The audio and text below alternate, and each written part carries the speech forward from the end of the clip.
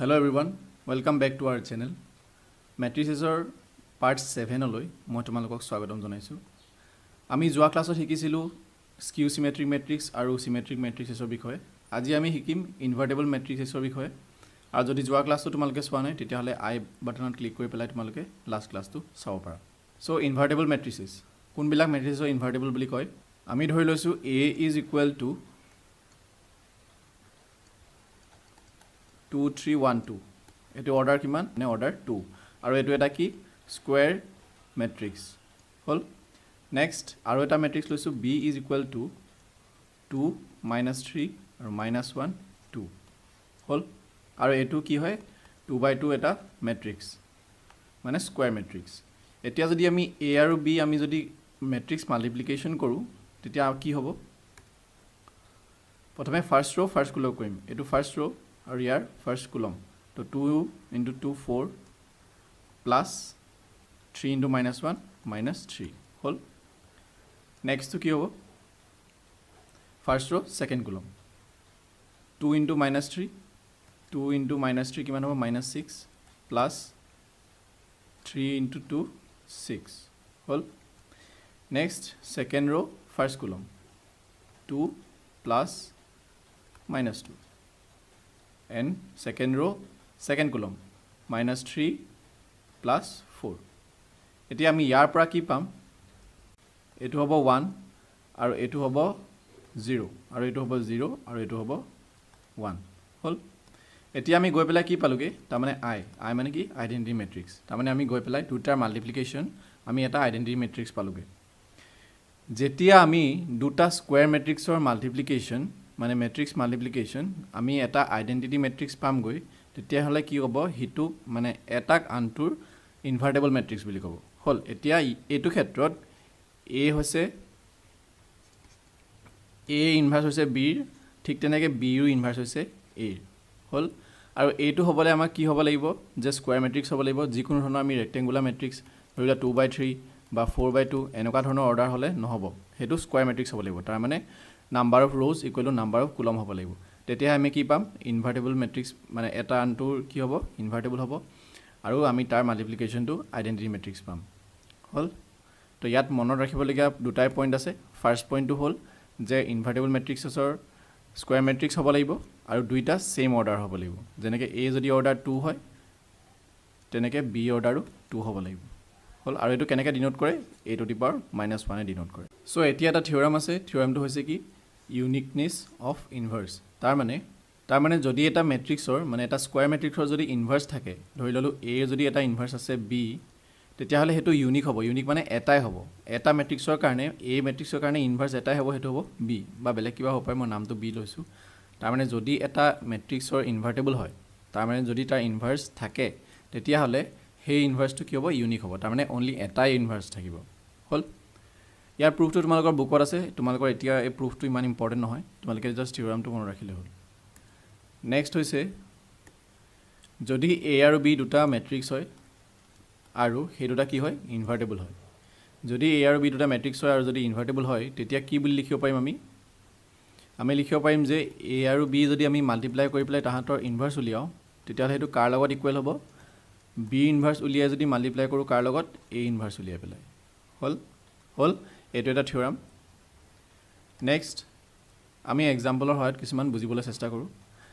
বাই elementary operation. Elementary operation বুলি যেটো আছে হেতু মই এক্সট্ৰাকে টপিক এটো কাৰণে ৰখা নাই কাৰণ এটো এক্সট্ৰা টপিকৰ দৰকাৰ নাই। তোমালোকে এনেকৈ বুজি পাবা যেতিয়া আমি এক্সাম্পল কৰিম বা প্ৰবলেম সলভ কৰিম। এতিয়া এলিমেন্টাৰী অপাৰেশন মিন্স হৈছে যে যিবোৰ আমি ৰ অপাৰেশন কৰো বা কলম অপাৰেশন কৰো। অপাৰেশন মিন্স কি প্লাস মাইনাস মাল্টিপ্লিকেশন ডিভাইড আমি যিয়ে কৰো হেবিলাক কি হয় অপাৰেশন হয়। যেনেকৈ আমি ধৰি ললো ইয়াত যদি আমি 2 এটা মাল্টিপ্লাই কৰো ৰ 1 ৰ লগত তেতিয়া হলে হেতু কি হ'ব ৰ অপাৰেশন। তাৰ মানে এটো এইবিলাকক কি বুলি কয় এলিমেন্টাৰী অপাৰেশন বুলি কয় হল। যেতিয়া আমি এক্সাম্পল কৰিম তেতিয়া আমি বুজি পাই যাম। তো আমাক ইয়াত কি কৈছে যে এলিমেন্টাৰী অপাৰেশন ইউজ কৰি পেলাই আমাক ইনভাৰ্স উলিয়াব কৈছে কাৰ ইয়াৰ হল। এতিয়া আমি জানো যে আমি কোনোবা এটা মেট্ৰিক্সৰ লগত যদি আইডেন্টিটি মেট্ৰিক্স এটা মাল্টিপ্লাই কৰো তেতিয়া হলে আমি কি সেম মানে এটা সেই মেট্ৰিক্সটোকে আকৌ ঘূৰাই পাওঁ হল।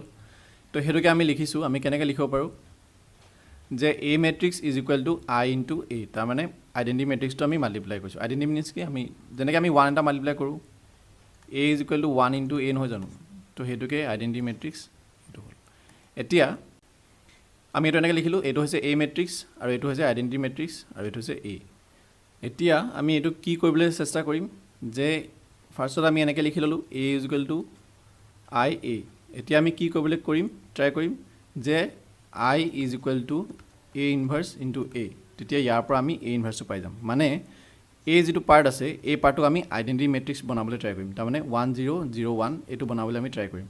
তেতিয়া কি হ'ব, ইয়াত আমি যিটো পাম সেইটোৱে ইনভাৰ্চ হ'ব। কেলৈ, বিকজ A মেট্ৰিক্সটো আৰু এইটো মেট্ৰিক্স মাল্টিপ্লাই হৈ পেলাই যদি I ওলাই আছে, তাৰমানে কি এইটো ইনভাৰ্চ হ'ব লাগিব ইয়াৰ। হ'ল। এতিয়া আমি সেইটো কেনেকৈ কৰিম, এতিয়া আমি অপাৰেশ্যন কৰিম যে R2 মানে R2 ৰ' 2টোত আমি অপাৰেশ্যন কৰিম। আমি চেঞ্জ কৰিম কোনটো, ৰ' 2টো, ওপৰটো আমি নকৰোঁ। হ'ল। ৰ' 2টো আমি কেনেকৈ অপাৰেশ্যন কৰিম, যে ফাৰ্ষ্টত আমি ৰ' 1ৰ লগত 2 মাল্টিপ্লাই কৰি ল'ম, তাৰপিছত ৰ' 2ৰ পৰা বিয়োগ কৰি দিম। হ'ল।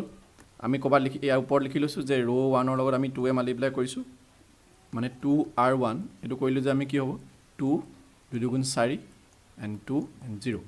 এতিয়া আমি এই 2R1টো যদি ৰ' 2ৰ পৰা মাইনাছ কৰোঁ, কি পাম, ওপৰটো ছেইম আছে 1 1 2 আৰু এইফালে কি আছে 1 0। হ'ল। তলৰটো আমি এতিয়া যদি বিয়োগ কৰোঁ কি পাম, এইফালে A আছে। হ'ল।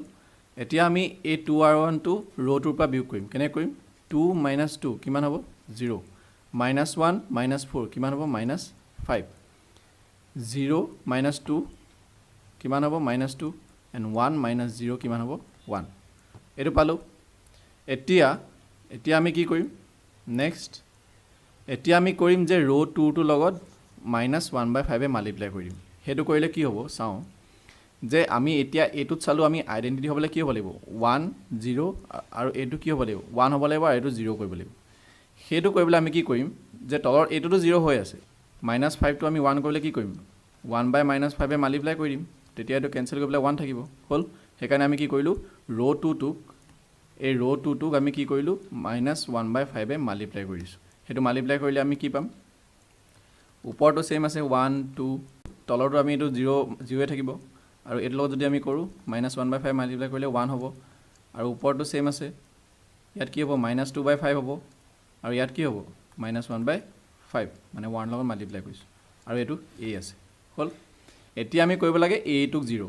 হ'ল। বাকীটো আমাৰ হৈ আছে আইডেণ্টিটি 1 0 0, এইটো 1 হৈ আছে, আৰু এইটো আমি কি কৰিব লাগে 0 কৰিব লাগে। এতিয়া আমি ইয়ালৈকে পালোঁ। এতিয়া আমি কি কৰিম, যে ৰ' 1টো আমি এইটোক কি কৰিব লাগে 0 কৰিব লাগে। ৰ' 1টোক আমি এপ্লাই কৰিম, কি কৰিম, যে ৰ' 2ৰ লগত 2 এটা মাল্টিপ্লাই কৰি ৰ' 1ৰ পৰা বিয়োগ কৰি দিম। হ'ল। আমি সেইটো কৰোঁ। ইয়াত আমি যদি ৰ' 2ৰ লগত 2 মাল্টিপ্লাই কৰিছোঁ, কিমান হ'ব 0 2, আৰু এইফালে কৰিলে 4/5 আৰু এইটো মাইনাছ 2/5। হ'ল। ইয়ালৈকে পালোঁ।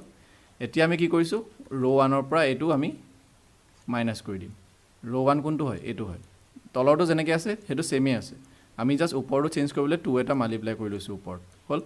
এতিয়া আমি যদি ইয়াৰ পৰা আমি এইটো বিয়োগ কৰোঁ, কিমান হ'ব 1 - 0 1 হ'ব, 2 - 2 কিমান হ'ব 0, দেন 1 - 4/5 কিমান হ'ব 1/5, আৰু 0 - 2/5 কিমান হ'ব, মাইনাছে মাইনাছে প্লাছ হৈ যাব 2/5 হ'ব।